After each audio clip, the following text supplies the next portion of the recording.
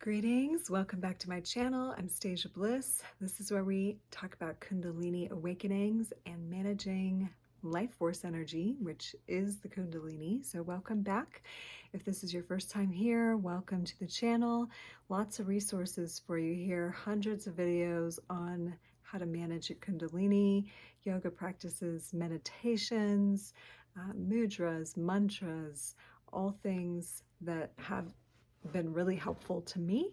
There's even some videos, and there's some older videos about some of the work that I do, emotion code, body code, and so forth. But I wanted to talk about that a little bit more today in case you're curious. You can always go check out my website, but sometimes it's a little bit like not really sure what that is. So we'll talk about that a little bit today. But today is Jupiter Day, the day I'm recording this, Thursday.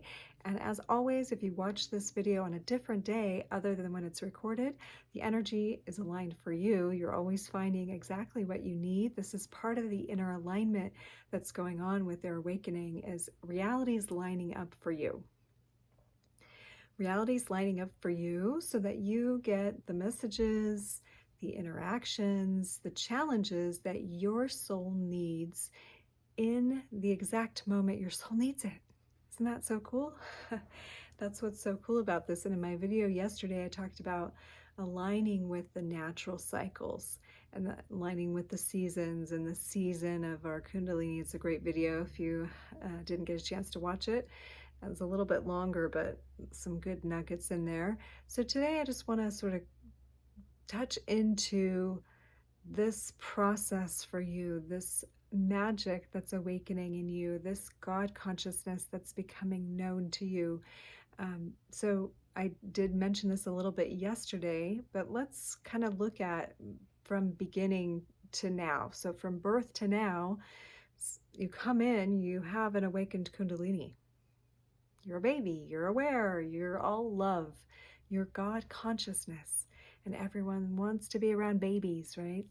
And then you slowly grow and you're given beliefs, ideas, constructs. You are impressed upon the mental field and emotional field of those around you start to be integrated. And of course, we can't blame those who raised us. They're doing the best they can, right? We do the best we can with what we have until we have something different, right? So when you are awakened in your life force, you'll raise your baby differently, right? You'll raise your children differently. So I went through a lot of this awakening before I had kids. So I was a little bit older. My first kid, I was 33, and I'd gone through a good 13, 14 years of my awakening process already. And so I'd been to yoga school and I'd studied and so forth. And I did learn that if you catch it early, if you use yogic principles and yogic practices early, then the child doesn't necessarily have to go through the asleep part, right? So I'm watching that progression with my sons right now. But so when we get, 2, 3, 4, 5, 6, 7, 8, we're like bringing in and we're like making our identity about what everyone's told us, and we're also subconsciously being impressed by our caregivers. And that's why now when you get to this phase, fast forward, and I'll go back in a moment, but fast forward to your adult life where you're going through an awakening, what has to be deconstructed in order to fully access that again is just all the stuff that got put around you and constructed, and subconscious programming and all the program matrices of this reality from the time that you quote unquote went to sleep right before puberty, between 8 and 12 or so, when you now had to have an identity at age 8, and you had to start if you didn't have a parent who knew how to keep you and your life force energy flowing, then you're now taking on constructs of reality. You maybe are going to school and you're taking on those constructs. You're becoming like an identified I being, and part of that is normal, like the ego self becomes intact around that age.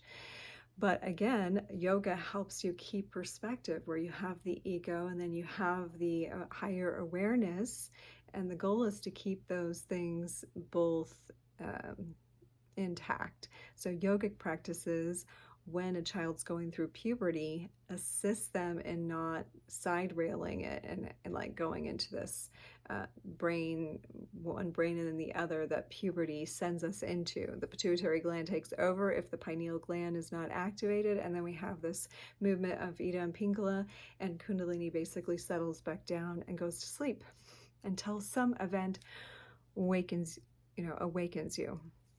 Some event that requires you to have your full capacity again. And that's really what this is all about, is you're just getting your full capacity back that you had when you were young. You just didn't know what you were supposed to do with it. But then all you were supposed to do with it is be present, be joyful, respond, be love. And of course, that is what we're supposed to do with it now. But now we have the responsibilities as an adult of reality that we get to balance and we get to integrate so that we can be a responsible adult and an aware, awake, divine being. So that's the integration piece. That's what's going on in your awakening. It's not like this totally off the charts, off the rail, unheard of, spiritual experience that you don't want anything part of. This is like a return to your magical, mystical self that you already had access to when you came here. Unless you had like the most traumatic birth and childhood ever, that maybe was blocked off early on, but you had other lives, or you had other, your ancestors came in with it. It is in your DNA. It is in your innate knowing to have this energy active. Now, it might seem a little freaky, especially the older we get, because we just get so conditioned to have it be normal to live in trauma, or to live in fear, or to live in poverty, or to live with very little energy. And so it can be startling to have that much access again. And so the process of awakening, we can resist it because we are used to something going bad. We're used to something going wrong. So our ego is already like, I don't know about this. This seems like it's going to be another trauma. And we start associating the symptoms with pains and traumas that we know. And that can also compound and make it worse than it is, right? And also we can be depleted in our nutrients. Maybe we haven't been eating great. Maybe we've been drinking tons of coffee or eating lots of sugar, pies, or fast food, or whatever. So that's also going to contribute. So this is also about getting you on track with the perfect lifestyle for you in your highest functionality, right? So it's actually a really exciting, awesome time. I'm here as a guide because I kind of bumped and bruised myself all the way through 30 years of awakening to figure this out, and got help here and there along the way. I mean, India was a super helpful thing because it's a normal understanding there. The ashram is built for that kind of thing. So just a brief touch in on how I've learned to manage this. I mean, I was placed, again, like I said at the beginning of this video, things were placed in my path at exactly the right time, and I took advantage of them. People showed up, teachers showed up, experiences showed up, opportunities showed up, like a friend of mine inviting me to my first yoga class. That wasn't something I sought out, it sought me out. So alignment, and especially the astrology right now, is all about what the universe is bringing you, what the opportunity is, and if the opportunity is knocking, do you receive it? Do you take it? Did you stumble on this video, or did someone send it to you? Are you watching it? Are you taking the things that resonate and being like, oh, that's what I need to know? That's the awakening, right? That's the, I see 1111 or 333 or whatever. That, besides what they might mean numerologically, and they can have a meaning too, these things are synchronicities that are bringing us back into alignment, right? So my first yoga class, I decided to go back because it kicked my butt, right? So I kept going back because it was hard. I kept going back to these things that came to me. I mean, yoga school was like military boot camp. I've talked to some military guys about their boot camp, and we've compared notes. It's very similar, besides not having to like run and carry heavy loads physically. The heavy loads spiritually that you're asked to carry at yoga school are very comparable. So it's very difficult. I talked yesterday about like the seasons and having to hot shower in the hot and cold shower in the cold and get up at 4 a.m. and some of that stuff. Besides being like closed off from the world and not being able to contact the outside world. We didn't have phones, we didn't have texts, we got 1 minute call a week. We got to go out in town that was a very small town for a very short period of time. Internet was so spotty, I couldn't even communicate. It was a detachment from everything I knew. And that was challenging. And as is your process, it's challenging to detach from the old. But still say to this day, hands down, that was the best experience of my life, the most aligning experience of my life. And it was something I wanted to run away from. I wanted to get out. I wanted to get out of there and run away and escape. And luckily I didn't. Luckily I saw it through and I worked through the stuff, and I journaled a lot of hate notes about the place, even though looking back, it was a brilliant setup. Set up brilliantly to push all my buttons, to push me in ways that I was very uncomfortable with. And I mean, that's what each of you are likely experiencing in your journey, but life's giving it to you, not in a concentrated ashram setting, but in whatever your day-to-day is. The universe is going to push you into hard things, maybe your hardest things.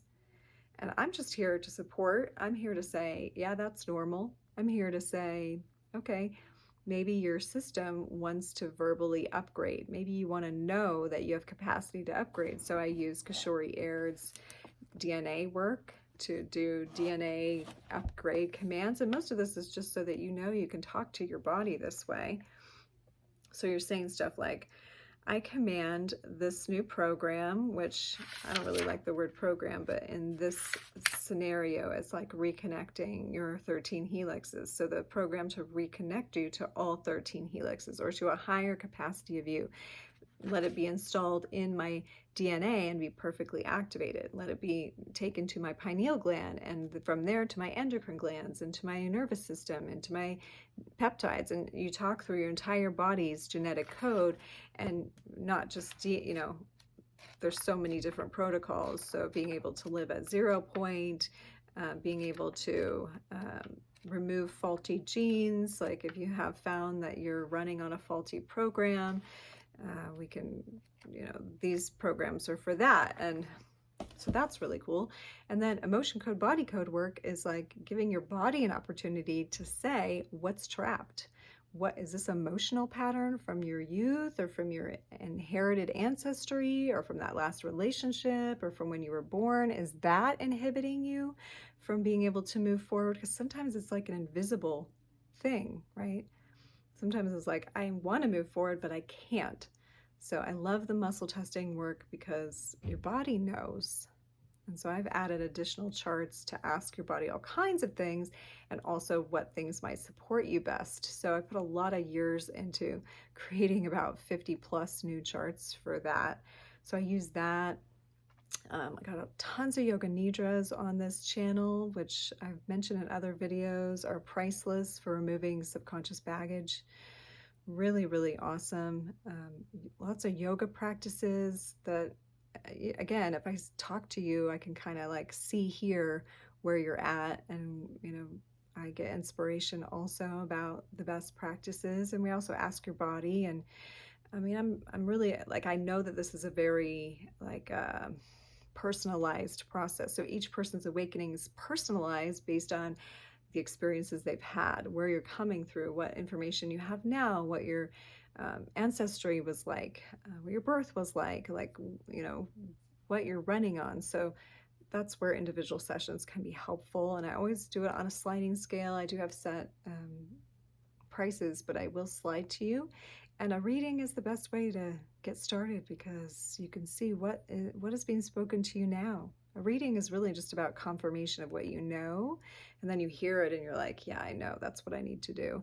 And then we can kind of go from there, and those are always done by donation. So if I can be of assistance to you at any time, I want to be. That's my joy and that's my passion, is to serve humanity in really walking into their God self, really being an empowered member of society. Because just imagine if we have like millions of empowered beings on this planet, then the things that are going on that we don't like wouldn't be going on, because we would be taking over and infiltrating all the systems with love, with awareness, with consciousness, not just bitching about them in our free time, but really doing something. And it begins here, but we have to go in here and then we have to take it into the world. And so empowerment is important, because it's not just understanding what's going on here, it's integrating it and then taking it into the world. And a lot of you have been asking how my dad's doing. He is home now, so that's awesome. He is still, recovering, but thank you for all your prayers and blessings. He's out of the hospital, so he's on the mend. So sending him lots of blessings to mend quickly and feel that support continually. So I thank you so much. I thank you for being here. If you like this video, please like it, share it, subscribe. And again, I'm back here 6 days a week supporting you in your Kundalini Awakening. If you have questions or video you want me to talk about, please put it in the comments below, or you can always send me an email with questions, ask me to speak, or participate in an event with you. Or again, if you just want to have a session, again, visit my website or send me an email, and I will see you tomorrow, my friends. Okay, until then, namaste, and I love you.